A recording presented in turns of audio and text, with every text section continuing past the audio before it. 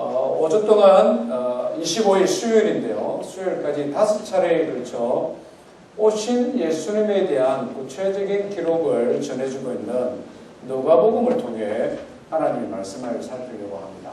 예수님의 탄생에 대한 기록은 마태, 마가, 누가, 요한에 공히 기록이 되어져 있지만 누가복음에 제일 구체적으로 아주 자세하게 묘사되어져 있습니다. 누가복음을 기록한 의사 누가의 이런 어떤 성품의 특징이라고 할 수 있는데요.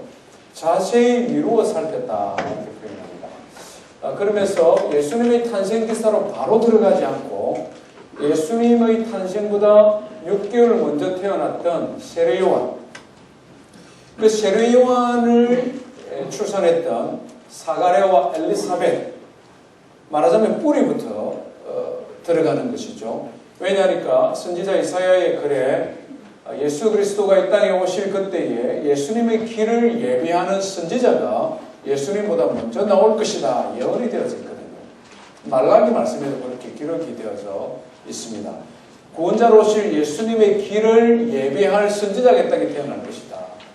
그렇기 때문에 예수님이 이 땅에 오시기 전에 예수님을 세상에 소개할 선지자가 먼저 와야 되는 것이죠. 성경의 말씀이 이루어지기 위해서는.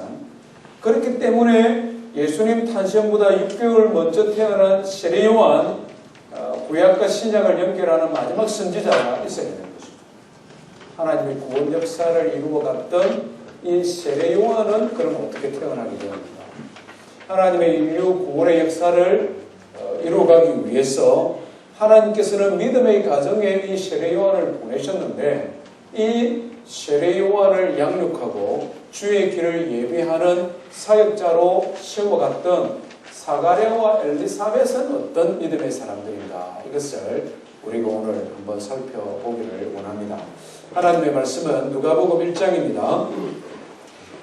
누가복음 1장 5절부터 25절까지가 사가랴와 엘리사벳 그리고 세례요한이 태어나는 것을 기록을 했는데요. 오늘 5절부터 13절 말씀까지만 우리 살펴보겠습니다. 누가복음 1장 5절부터 13절 말씀 한 절씩 교독하겠습니다. 유대왕 헤롯 때에 아비야 반들의 제사장 한 사람이 있었으니 이름은 사가랴요 그의 아내는 아론의 자손이 이름은 엘리사벳이라. 이 사람이 하나님의 의인이 주의 모든 일과 그대로 공양하시리라. 엘리사벳이 잉태를 못하므로 그들에게 자식이 없고 두 사람의 나이가 많더라. 마침 사가랴가 그 아내의 사례로 하나님께서 제사장의 직분을 하시되 제사장의 전례를 따라 제비를 뽑아 주의 성전에 들어가 분향하고 모든 백성은 그 분향한 시간에 앞에서 기도하더니 주의 사자가 그에게 나타나 향단 우편에 선지라. 사가랴가 같이 했습니다. 천사가 그에게 이르되 사가랴여 무수하지 마라. 너희의 간구함이 들린다. 내 아내 엘리사벳이 내게 아들을 낳아주리니 그 이름을 요한이라. 아멘. 하나님의 구원 역사에 쓰임받았던 사가랴와 엘리사벳은 어떤 신앙의 사람이냐 하는 것이죠. 첫 번째로 우리가 이 사가랴와 엘리사벳을 통해 배울 수 있는 교훈은 그가 하나님 앞에서 신앙생활을 했다는 것이죠. 하나님 앞에서. 이 말이 굉장히 부각이 되고 있습니다. 6절 한번 보십시오. 이 두 사람이 하나님 앞에 의인이니 이렇게 표현하고 있습니다. 하나님 앞에 In the sight of God 이라고 표현하고 있습니다. 하나님이 보시기에 의인이다 이렇게 말씀하고 있습니다. 어찌 사가랴와 엘리사벳이 어떻게 살았길래 하나님 앞에 의인이다 이런 평가를 받을 수 있을까요? 우리가 로마서 3장의 말씀에 의하면 모든 사람이 죄를 범하였음에 하나님의 영광에 이르지 못한다. 의인은 없나니 한 사람도 없다 이렇게 말씀하지 않습니까? 그런데 이 성경에서는 사가랴와 엘리사벳을 향하여 하나님 앞에 의인이다 이렇게 표현하거든요. 의인은 하나도 없다고 했는데 동일한 성경에서 사가랴와 엘리사벳은 오인이다 이렇게 말을 하고 있거든요. 도대체 이 사람들이 어떻게 살았느냐 하는 것이죠. 사가랴와 엘리사벳이 살았던 그런 시대적인 배경을 생각하면 이들의 신앙이 좀 더 우리 가슴 깊이 다가오게 됩니다. 왜냐하면 이들이 살았던 시대는 정말 하나님 앞에 의롭게 또는 믿음을 지키며 살기가 너무나 힘든 시절이었기 때문에 그렇습니다. 오늘 본문에 보니까 유대왕 헤롯 때에 이렇게 표현합니다. 이 시대적 배경이죠. 성경은 그냥 땅 밑에서 이렇게 쑥 솟아오거나 갑자기 하늘에서 툭 떨어지는 이런 이상한 이야기가 아니라 정확한 시대적 배경을 가지고 있는 역사적 사실이라는 것이죠. 시대적 배경이 언제냐? 유대왕 헤롯 때에 이 말입니다. 이때는 한마디로 말하면 굉장히 암울한 때입니다. 정치적으로, 경제적으로, 종교적으로 너무나 타락한 때에 이 말입니다. 정치적으로 얼마만큼 타락했느냐? 헤롯 집안이 대대로 이렇게 왕이 되었는데요. 헤롯 대왕이라고 첫 번째 왕, 헤롯 집안의 첫 번째 왕인 이 헤롯 대왕은 사실은 유대의 왕이 될 만한 자격이 없는 사람입니다. 왜 그런가 하니 유대인들은 이 혈통을 굉장히 중요하게 여기는데 이 사람은 에돔 족속이거든요. 말하자면 정통 유대인이 아니라 이방 나라 사람과 좀 혼혈이 되어 있는 유대인의 관점에서 보면은 저 사람은 유대인도 아니야 이런 어떤 사람입니다. 그런데 이 사람은 굉장히 정치적인 수완이 뛰어났습니다. 당시 이스라엘은 로마의 지배를 받고 있었기 때문에 로마가 이스라엘의 왕을 세우는 것입니다. 분봉 왕을 세우는 것이죠. 오늘처럼 국민 투표해서 왕이 되는 것이 아니기 때문에 이 헤롯은 어떤 생각을 했느냐면 관계없다는 것입니다. 로마의 황제를 찾아가 그에게 아부하고 뇌물을 주고 그에게 인정만 받으면 나는 얼마든지 유대의 왕이 될 수 있다는 것입니다. 실제로 그는 시대를 통해서 유대의 왕으로 임명을 받았습니다. BC 40년에 유대 땅의 왕이 되었는데 왕이 되고 한 일이 뭐냐? 자기를 반대했던 사내들인 공회원, 우리 대한민국 국회와 같은 이스라엘 땅에는 사내들인 공회가 있었는데 70명 중에 45명을 죽여버렸습니다. 자기 반대했으니까. 정적들이죠. 정적들을 그냥 몰살을 시켜버렸습니다. 그것이 더 나아가서 자기의 장모와 아내와 아들을 반역죄로 몰아 죽여버렸습니다. 장모와 아내와 아들을 죽여버렸습니다. 그것으로도 부족했습니다. 동방의 박사들이 예수님이 태어났다는 그런 사인, 별들을 보고 예루살렘에 가서 뭐라고 이야기합니까? 이스라엘의 왕으로 나시니가 어디에 계십니까? 물으니까 헤롯이 깜짝 놀라는 거예요. 아니 지금 내가 왕이고 나의 적들을 이미 다 죽였는데 누가 이스라엘의 왕이냐 말이냐. 속내를 숨기고 이야기를 하죠. 그 왕을 찾거든 나에게도 꼭 알려주십시오. 나도 가서 그에게 경배하겠습니다.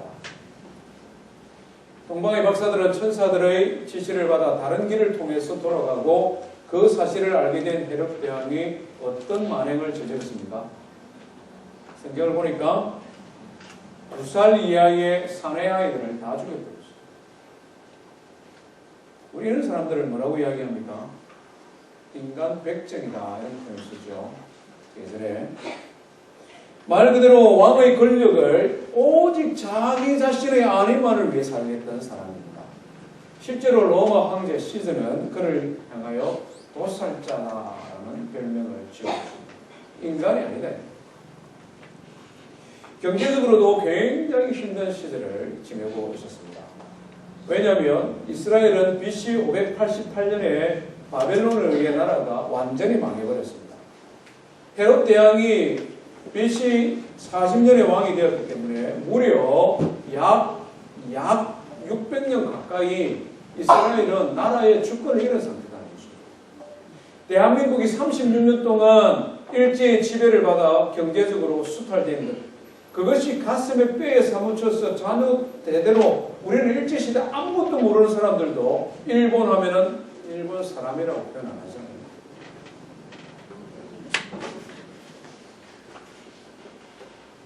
무려 600년이에요. 600년. 바벨론, 페르시아, 그리스, 그리고 지금 현재는 로마까지. 얼마만큼 그들이 가난한 시절을 보냈느냐 하면 갈릴리 호수에 잡히는 손바닥만한 물고기, 이 물고기 한 마리에도 세금을 매겼다. 이렇게 역사가들은 전해주고 있습니다. 로마에 뇌물을 주고 왕이 되었기 때문에 그는 많은 돈이 필요했다. 그래서 집요하게 세금을 많이 매겼습니다. 그것으로도 부족하고 그는 개인적인 취미가 건축, 토목에 관심이 많았는데 백성들의 관심을 따로 돌리기 위해서 토목공사를 많이 벌였습니다. 황제의 신전을 만들고 극장을 만들고 경기장을 만들고 이스라엘 사람들이 그에게 대하여 계속적으로 반대를 하기 때문에 그들을 무마시키기 위해 무려 46년 동안 예루살렘 성전을 화려하게 건축을 했습니다. 이런 돈이 다 어디서 나오겠습니까? 말 그대로 백성들의 고뇌를 까는 것이죠. 얼마나 유대인들이 힘들게 살았을까 우리 상상해 볼 수 있습니다. 종교적으로도 타락을 했습니다. 백성들의 환심을 사기 위해서 화려한 성전을 지어주고 그 성전을 관리하고 그 성전에서 제사를 집행하는 제사장들을 뇌물을 주고 매수를 하여 자기 편으로 만들었습니다. 그래서 예수님께서 종교 지도자들을 향하여 굉장히 화를 많이 내셨죠.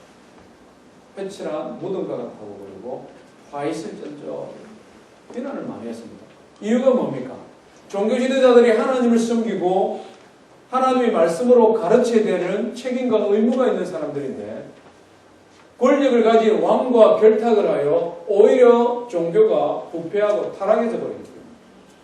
하나님의 율법의 말씀에 의해서 대제사장은 한 명만 있어야 되는데 장인도 대제사장, 사위도 대제사장, 그냥 대제사장이 감투가 되어져 버린 시대예요.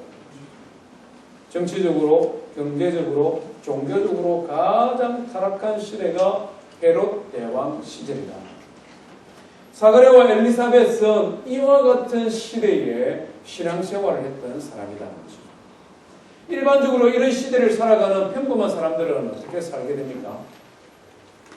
권력자들이, 종교 지도자들이 세상이 너무나 범죄하고 타락하고 그래서 어떻게 살아가야 될지 소망이 없을 시대에 일반적으로 평범한 사람들은 어떻게 살아갑니까? 제 살 길을 찾아서 말 그대로 각자 도생의 길을 걸어가야 되는데 누구 하나 나에게 힘이 되어줄 만한 힘과 권력을 가진 사람을 찾게 되어 있습니다. 법이 제대로 집행되어지지 않기 때문에 누구든지 권력을 가지고 나를 도와줄 수 있는 사람을 찾아야 되는 것이죠.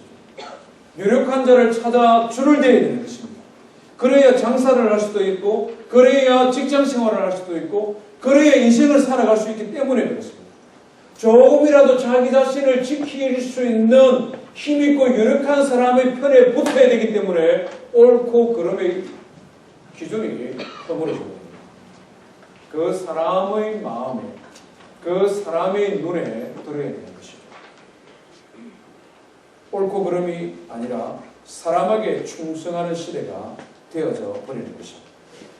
표면적으로는 하나님을 믿는 하나님의 백성들이고 표면적으로는 하나님의 율법도 있고 성전도 있지만 이스라엘 백성들은 철저히 생존 본능을 따라 하나님이 아닌 사람 앞에서 살아가는 시대, 그때가 사가랴와 엘리사벳이 살았던 시대라는 것이죠. 그런데 누가는 이 사가랴와 엘리사벳에 대하여 뭐라고 말합니까? 하나님의 보시기에 의인이었다. 세상의 모든 사람들이 사람의 눈치를 살피고 사람들의 편에 서서 살아가는 것이 지혜고 그렇게 살 수밖에 없다라고 말을 하는 그 시대에 사가랴와 엘리사벳은 하나님 앞에서 정직하게 살았다는 것이죠. 하나님 앞에서 어렵게 살았다는 것이죠. 그래서 사람들이 사가랴와 엘리사벳을 보고 인정해 주는 것이죠. 저 사람은 우리하고는 좀 다른 사람 같아요. 우리는 사람들의 눈에 들기 위해서 사람 앞에 충성하는데 사가랴는 그렇지 않은가 봐. 그래서 그를 향하여 하나님 앞에 의인이었다 이렇게 평가하고 있는 것입니다. 그러나 성도 여러분, 오늘 우리가 살아가는 시대도 역시 마찬가지 아닙니까? 세상 사람들이 먼저 이야기하잖아요. 말세지말이다. 말세조에서도 말세다 이 말이죠. 대한민국 국민 우리가 비록 떠나 있지만 우리의 늘 관심은 대한민국에 있는 것이 사실입니다. 그것이 우리의 고향이고 그것이 우리의 삶의 모든 뿌리가 있는 것이고 어쩌면 그것이 우리의 재산과 우리의 관심이 있는 것이기 때문에 그렇습니다. 정치적으로, 이념적으로, 사상적으로 얼마나 대립과 갈등이 심한 시대를 지금 우리가 살아가고 있는지 모릅니다. 교회 역시도 마찬가지죠. 세상의 소망으로, 세상의 빛으로 정말 하나님 앞에서 하나님의 영광을 드러내야 되는 그런 하나님의 교회가 그렇지 못한 길을 걸어갈 때가 참으로 많습니다. 그런 시대가 오늘 우리가 살아가는 시대라는 것이죠. 하나님께서는 유대 산골 저 시골 마을 가난한 제사장 사가랴와 엘리사벳을 선택하셨습니다. 이유가 뭡니까? 그는 사람이 아닌 하나님 앞에서 사람에게 충성하는 자가 아니라 하나님 앞에 충성하는 믿음의 사람이었기 때문에 그렇습니다. 예수 그리스도가 재림하실 때에 주님께서 찾으시는 사람은 어떤 사람이냐? 동일하다는 것이죠. 주님께서 세상에서 떠나실 때에 인자가 다시 올 때 세상에서 믿음을 보겠느냐 이렇게 말씀하셨습니다.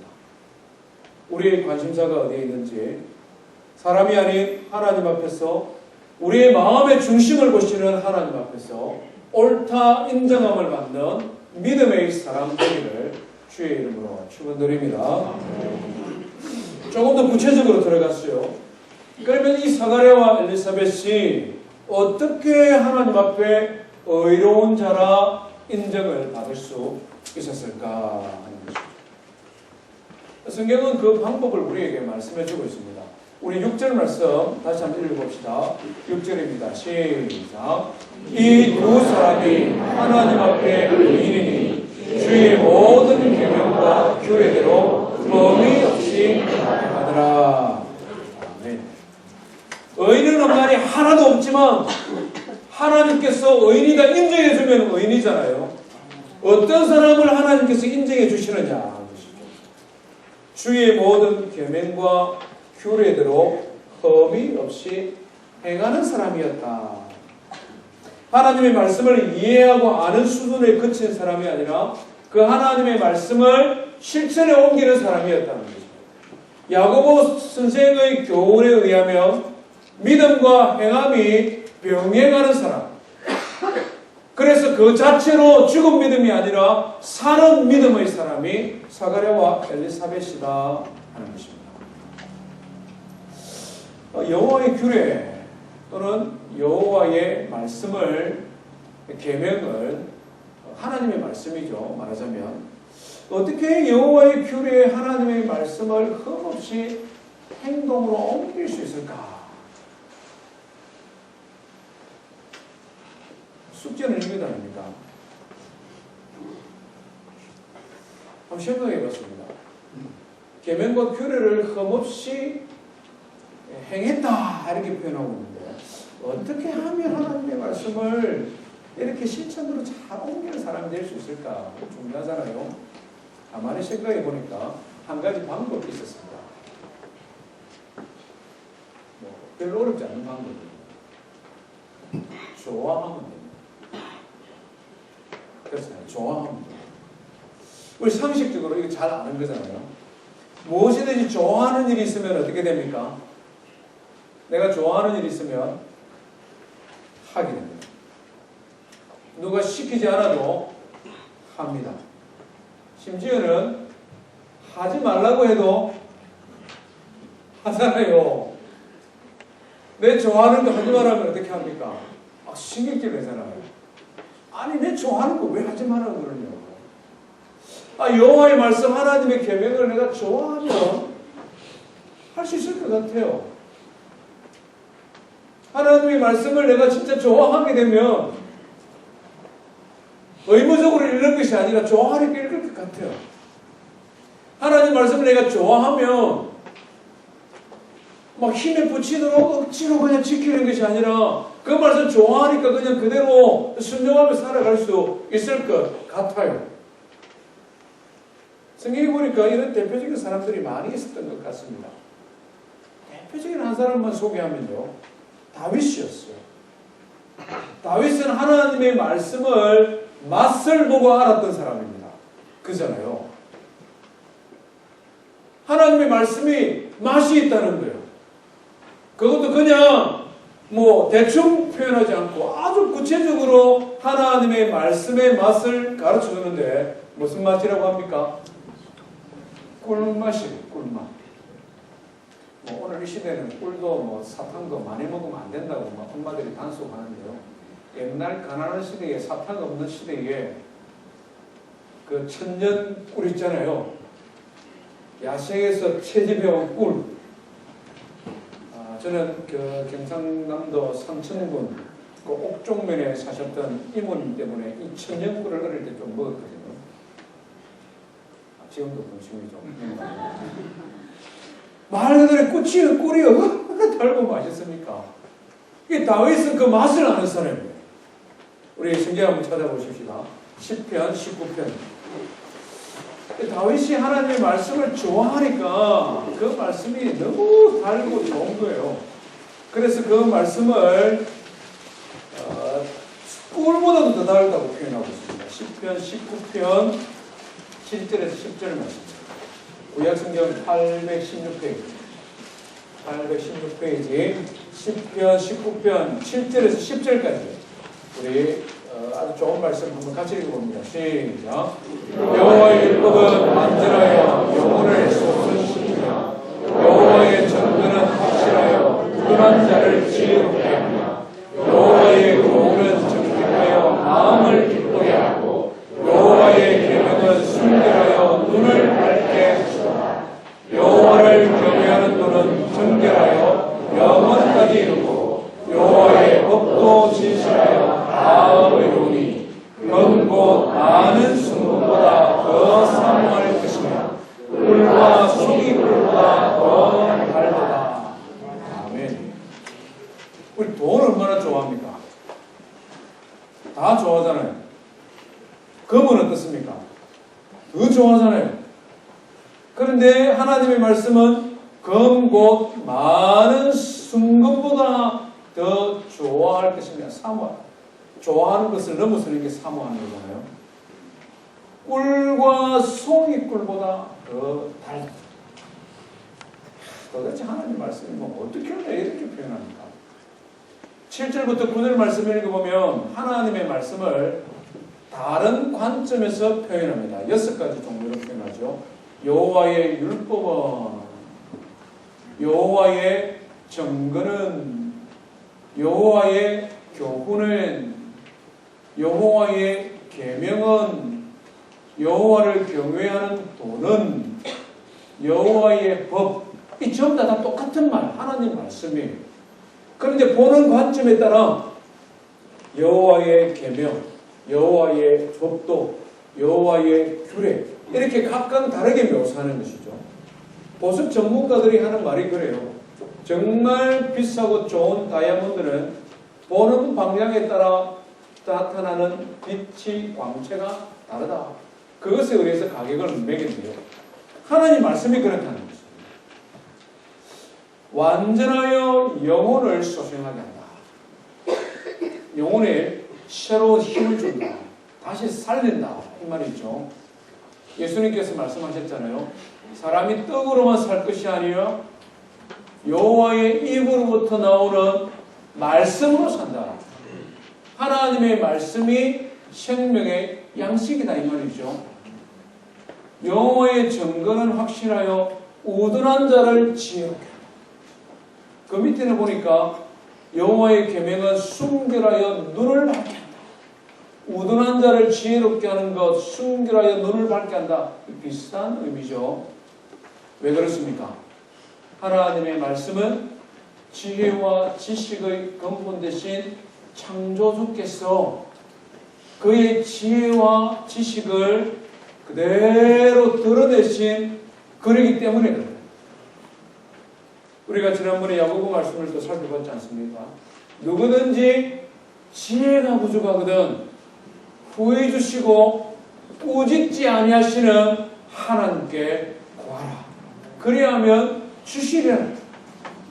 성경은 한 번도 의심 또는 회의하지 않는 것이 있는데요. 하나님을 지혜와 지식의 근본이라고 하는 것입니다. 그 지혜와 지식의 보화가 하나님의 말씀 안에 있기 때문에 그것을 읽는 자는 지혜와 지식을 얻을 수밖에 없다는 것이죠. 그 다음 또 뭐라고 말씀합니까? 8절은 여호와의 교훈은 정직하여 마음을 기쁘게 한다. 정직한데 마음이 기쁘다. 이게 무슨 말일까요? 이게 조금 설명이 필요합니다. 하나님의 말씀이 진정한 기쁨을 우리에게 준다는 말이죠. 우리가 사실 성경의 말씀을 읽으면 성경이 직접적으로 그 성경을 읽는 성도를 위로하고 격려하는 말씀도 있습니다만은 또 어떤 하나님의 말씀은 우리의 마음을 무겁게 하는 말씀도 많습니다. 성경은 죄에 대하여 아주 신랄하게 비판하고 경고하고 회개할 것을 촉구하고 회개하지 않으면 하나님의 심판이 있다는 이런 말씀을 많이 하거든요. 세상에 어디를 가보십시오. 죄에 대하여, 회개에 대하여, 심판에 대하여 교회 하나님 말씀보다 더 말 많이 하는 데 없습니다. 좀 이상하잖아요. 교인들 많이 모으려면 이런 말 하면 안 돼요. 교회 사람들 많이 모으려고 하면 당신 죄인입니다. 회개해야 됩니다. 이런 말 하면 인기 없어요. 그런데 여호와의 말씀은 정직하여 이렇게 표현합니다. 히브리서 4장에 보면 하나님의 말씀을 양날의 이 칼에 묘사하고 있습니다. 의사의 손에 잡혀있는 수술용 칼이죠. 하나님의 말씀은 살았고 운동력이 있어 좌우의 날선 검과 같아서 사람의 혼과 영과 관절과 골수를 찔러 쪼갠다. 말씀이 찌르면 얼마나 아픕니까? 쪼개지면 얼마나 속이 상해요. 그렇지만 어떻게 합니까? 사람의 마음과 생각을 살펴서 우리를 온전하게 할 때에 그곳에 진정한 기쁨이 생긴다는 것이죠. 배가 아파서 동네 병원에 가니까 소화불량입니다 이러면서 그냥 활명수 처방하고 먹었는데 안 낫는 거예요. 이상하다 싶어서 좀 큰 병원에 가보니까 의사 선생님이 몇 가지 검사를 하고 난 다음에 보호자 데려오라고. 책상 위에 딱 앉으니까 의사 선생님이 뭐라고 이야기합니까? 위에 종양이 발견되었습니다.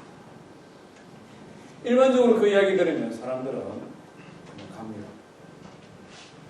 절대 기쁜 소식 아닙니다. 그냥 죽음의 공포가 몰려오잖아요. 공포 우는 사람도 있고 걸음을 못 걷고 보호자가 부추해야만 겨우 병실을 나오는 이런 현상들이에요. 정말 힘들고 무거운 소식이 아닐 수 없습니다. 그렇지만 어떻습니까?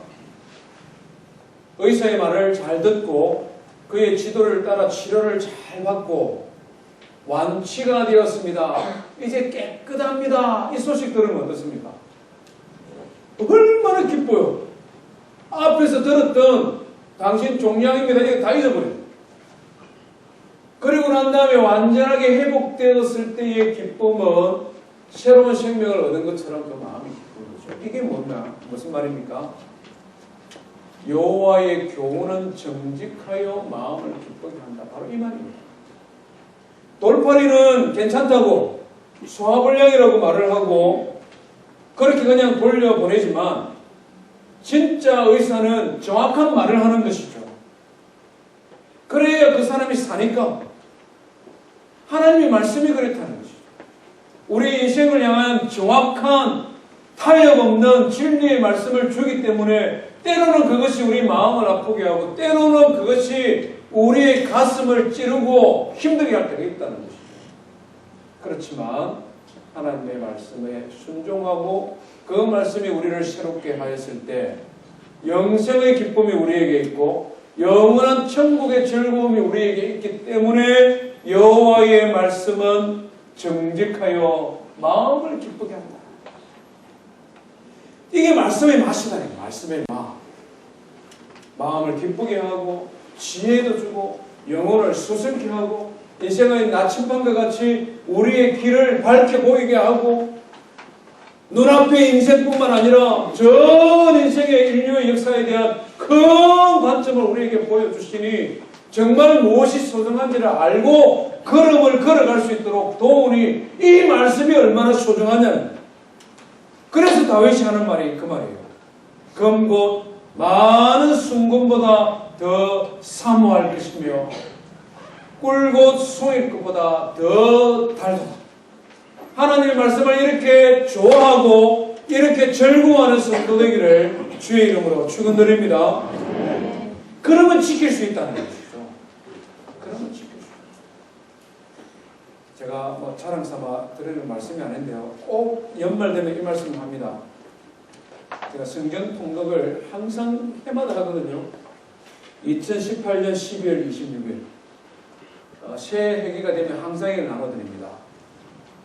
교회 달력 다음 주에 나눠드릴 텐데요. 아틀란타 픽업하면서 이것도 다 사왔습니다.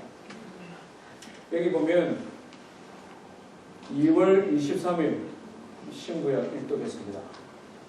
2019년 2독 4월 11일 정교인 우리 신약 통독하고 구약 따로 하면서 이독했습니다. 지금 3독 거진 다 했는데요. 뭐가 조금 남았냐면 호세아서부터 말라기까지 조금 남았습니다. 아마 12월 첫 주 안으로는 다 끝낼 수 있습니다. 이번 주 첫 주니까 다음 주 안으로는 다 끝낼 수 있을 것 같습니다. 하나님 말씀을 일과 시작하기 전에 항상 읽는 것 습관으로 할 노력합니다. 아들, 딸한테 선물을 줬어요. 제가 팀 켈러 목사님을 굉장히 좋아하는데 팀 켈러 목사님이 묵상집을 기별을 했습니다. 시편 묵상과 전도서 묵상. 빨간색, 초록색 표지가 있는 책인데요. 이걸 가지고 아침마다 묵상하니까 시편 묵상, 전도서 묵상이 너무 좋은 거예요, 제가. 시편 묵상은 2년 동안 지금 계속 배우고 있고 전도서는 2019년에 처음 사서 하고 있는데 너무 좋아서 올해 중간에 영문판으로 2권 샀습니다. 아들은 전도서 묵상집 주고 딸 시편 묵상집 주면서 정말 합니다. 이거 읽고 이 영어로 되어 있으니까 너무 간단하거든요. 이게 하루 한 페이지씩 넘기면 되니까. 이 말씀 읽고 이 말씀대로 묵상하고 기도합니다. 날짜가 똑같이 넘어가니까 아빠도 같은 날, 너희들도 같은 날. 얼마만큼 충실하게 잘 하고 있는지 그거 체크까지는 제가 안 했습니다. 그냥 자기들이 이야기를 하니까 하고 있구나 이런 생각만 하고 있습니다. 그런데 성도 여러분, 안 하면 맛을 몰라요. 안 하면 무감각해집니다. 그런데 이 말씀을 진짜 좀 읽고 좀 묵상하잖아요. 그러면 정말 맛이 있어요. 정말 이게 어떻게 이렇게 탁 맞아질까? 이런 게 있어요. 이런 걸 경험을 하게 되면 그 다음은 어떤 현상이 생기느냐면요. 조금 어렵구나 민감한 사안이 있을 때는 급하지만 오늘 아침에 내가 이거 읽고 가야 되겠다. 혹시 오늘 하루 종일 이 말씀을 내가 마음에 두어야 되는지도 모르겠구나. 그래서 그 말씀을 의도적으로 더 찾게 돼요. 제가 올해 아틀란타 교회에 분쟁이 있어서 한 2번 갔다 왔다 해야 될 그런 길들이 있었습니다. 그때 일부러 잘못 말씀을 더 깊이 묵상을 했어요. 내가 잘못 말하고 잘못 판단할 수 있는 안 되니까.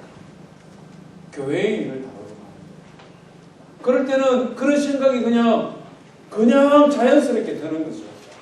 중요한 결정을 해야 되거나 사람들을 만나야 될 때에는 평상시에도 하나님 나에게 말씀하지만 내가 늘 읽고 묵상하는 이 말씀이 오늘 나에게 양식으로, 오늘 이 말씀이 나에게 지혜의 근본으로, 오늘 이 말씀이 나를 통해 그 영혼을 살릴 수 있기 때문에 무슨 말씀인지 내가 더 깊은 관심을 가지고 읽어야 되겠구나, 봐야 되겠구나, 묵상해야겠구나, 이런 생각이 저절로 든다는 것이죠. 우리 성도 여러분, 우리 마지막 세대에 하나님의 말씀을 좋아하고 그 말씀을 즐거워하고 그래서 말씀 가운데 살아가는 성도 되기를 주의 이름으로 축원드립니다. 마지막으로요, 사가랴와 엘리사벳은 어떤 사람이냐, 우리 다시 누가복음으로 한번 돌아봅시다. 이들은 하나님 앞에 철저히 기도하는 사람이다. 우리 8절 9절 한번 보십시오. 마침 사가랴가 그 반열의 차례대로 하나님 앞에 제사장의 직무를 행할세 제사장의 전례를 따라 제비를 뽑아 주의 성전에 들어가 분향하고, 이 분향한다 이 말은 하나님 앞에 지금 기도한다 이 말씀이죠. 제사장이 하나님 앞에 기도하는 것은 뭐 당연한 거 아닙니까? 근데 당연한 것을 조금 더 뛰어넘는 기도의 사람이었다는 것을 우리 밑으로 가면서 확인하게 됩니다. 13절 말씀 우리가 같이 한번 읽어봅니다. 13절 시작. 천사가 그에게 이르되 사가랴여 무수하지 마라. 너희의 간구함이 들린다. 내 아내 엘리사벳이 내게 아들을 낳아 주리니 그 이름을 요한이라 하라. 하나님 앞에 기도하고 있는데 천사가 옆에가 나타나니까 얼마나 놀라겠어요. 사실 놀랄 일입니다. 하나님 한번 보여주십시오. 나의 기도에 응답하는 증거를 주십시오. 이렇게 기도하다가도 하나님께서 임재의 영광으로 찾아오시면 다들 놀랄 수밖에 없죠. 하나님 앞에 하나님을 대면했던 사람들이 동일한 특징입니다. 너무 놀라더니 너무. 그런데 천사가 뭐라고 말합니까? 사가랴여 무수하지 마라. 너희의 간구함이 뭐라고요? 들렸다. 천사들이 다 알고 있는 거예요. 사가랴가 얼마나 기도하는지. 이 들린지라라는 이 단어를 영어 번역을 보면 뭐라고 표현하고 있냐면 Your prayer has been heard. has been 이라는 이 현재 완료. 말하자면 너희의 기도가 처음부터 지금까지 계속 들렸다 이 말입니다. 사가랴가 하나님 앞에 기도했는데 뜨문뜨문 어쩌다가 한 번씩 또는 한 번 기도하고 말고 이것이 아니라 계속해서 기도해 왔는데 그 너의 기도가 들렸다. 지금 이렇게 표현하고 있습니다. 사가랴는 하나님 앞에 계속적으로 기도하는 기도의 제목이 있었다는 것이죠. 뭐겠습니까? 뭐였을까요? 네. 아들 낳는 기도입니다. 다른 기도 아닙니다. 7절에 뭐라고 말합니까? 엘리사벳이 잉태를 못함으로 그들에게 자식이 없고 두 사람의 나이가 많다. 제사장 하나님 앞에 쓰임받는 믿음의 사람인데 자기의 이세가 없으니까 얼마나 하나님 앞에 기도를 많이 했겠습니까? 오늘 이 시대하고 예전 농경 시대하고는 차원이 다르죠. 농사지을 일꾼이 많으면 많을수록 그 사람은 부자입니다. 그리고 근본적으로 하나님께서 생육하고 번성하고 땅에 충만하라고 그랬잖아요. 자녀가 많은 것은 하나님의 창조의 축복을 받는다는 거죠. 지금도 많은 말입니다. 그런데 그게 지금 못하고 있는 것이니까 얼마나 마음을 다해 기도했겠습니까? 얼마나 오랫동안 기도했을까요? 사가랴와 엘리사벳이 나이 많아 늙었다 이렇게 표현합니다. 그때하고 오늘 이 시대에 이 평균 연령이 다르기 때문에 조금 차이가 있겠습니다만은 기본적으로 제사장들이 30살에 직무를 시작했기 때문에 한 25살 이전에 아마 장가를 갔지 싶습니다. 60살 정도 되면 나이 많아 늙었다 말할 수 있습니까? 오늘 이 시대는 돌팔매 맞죠? 아저씨, 세계보건기구가 이 연령대를 바꿨습니다. 이제 60대는 청년이죠. 청년 후기. 청년 부부입니다. 말하자면 적어도 25년 기도해오고 있는 거죠. 25살 결혼했다, 30살에 기도했다 치더라도 60살이면 30년 지금 기도해오고 있는 거죠. 자기의 몸을 보면 기운이 없고 아내는 이제 말 그대로 폐경이 되고 자녀를 낳을 희망이 점점점 사그라들고 없는데 그럼에도 불구하고 사가랴와 엘리사벳은 하나님 앞에 드리는 기도를 포기하지 않고 지금껏 기도하고 있는 거죠. 왜? 그들은 알고 있어요. 그들의 조상인 아브라함과 사라가 몇 살의 아들을 낳았는지 그들은 알고 있어요. 하나님께서 그들의 조상 이삭에게 어떻게 자녀를 줬는지 사가랴와 엘리사벳은 알고 있습니다. 하나님께서 사무엘을 한나를 통해 어떻게 태어나게 했는지 사가랴와 엘리사벳은 하나님의 말씀을 아는 사람이기 때문에 알고 있는 거예요. 그러니 포기할 수 없는 것입니다. 인간이 나이가 많다고 자녀를 못 낳는 것이 아니에요. 하나님께서 주시면 하나님이 태의 문을 열어주시면 언제든지 하나님께서 가능하니 나이 많아 너희가 하나님의 성전에 들어가 기도할 차례가 되어 성전 제사에 수종들며 지금도 그 기도하고 있는 거예요. 대단하지 않습니까? 하나님 믿는 사람 치고 기도 안 하는 사람 아무도 없습니다. 예수 믿는 사람 치고 기도 안 하는 사람 드물다는 것이죠. 그런데 중요한 것은 기도를 하되 포기하지 않고 계속하는 사람 필요합니다. 우리 이번에 단일 기도하면서 참 감동된 찬양이 하나 있는데요. 제가 이 찬양을 부르려고 하니까 아내가 깜짝 놀라면서 오늘 뭐 부를 거예요? 뭐 이러는데 저 노래 잘 하는데 기도를 멈추지 마라 눈앞의 상황이 마음을 눌러도 원망치 마라 라라라라라 하는 찬양이 있지 않습니까? 그런 부분이 참 좋아요. 너 기도를 멈추지 마라 내가 너의 그 모든 상황을 바로 역전시키리니 너 기도를 멈추지 마라 내가 잠시도 쉬지 않고 모든 걸 지켜보고 있으니 바로 역전되리라.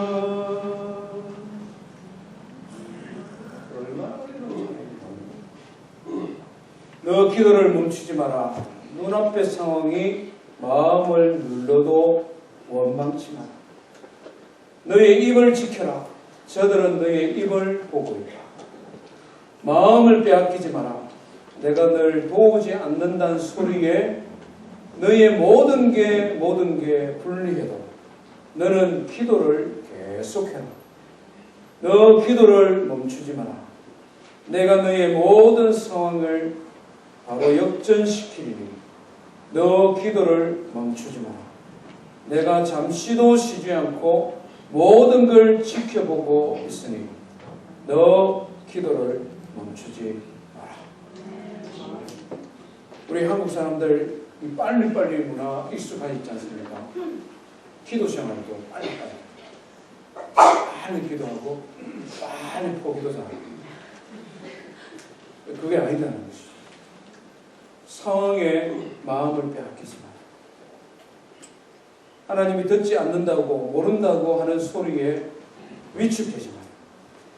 모든 게 불리하게 돌아가지만 그럼에도 불구하고 너 기도를 계속 하나님께서 잠시도 쉬지 않고 모든 것을 지켜보고 계십니다.